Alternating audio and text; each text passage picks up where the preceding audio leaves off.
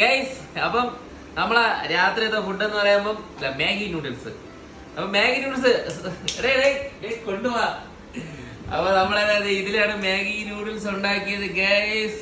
എന്റെ പൊന്നോ, ഇത്രയും ഉണ്ടാക്കിയടാ ഗൈസ്. നമ്മളപ്പം മാഗി നൂഡിൽസ് അങ്ങനെ ഉണ്ടാക്കി.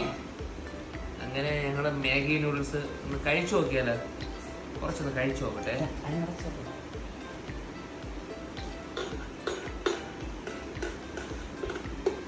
ആഹാ, നല്ല ചൂട്.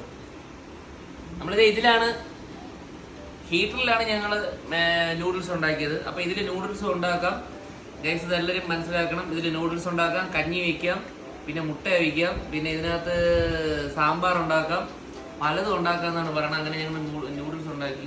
പക്ഷെ നൂഡിൽസ് ഉണ്ടാക്കിയപ്പോൾ ഇതിൻ്റെ അടി പിടിച്ചിട്ടുണ്ട്. അത് കഴിവാന്നാണ് ആനന്ദ് പറയുന്നത്. അപ്പം അത് കഴിവും. അപ്പം നമുക്ക് കഴിക്കാം. അപ്പം ഇതുള്ള കിടിലൻ വീഡിയോകൾ ഇനിയും വരും. അപ്പം എല്ലാവരും കാണുക, സപ്പോർട്ട് ചെയ്യുക. Okay, take bye bye, see you. അങ്ങനെ ഗൈസ്, ഞങ്ങളെ മാഗിയൊക്കെ തീർന്ന് ജിമ്മ് ബിജീഷ് ലാസ്റ്റ് കഴിച്ചുകൊണ്ടിരിക്കുകയാണ്.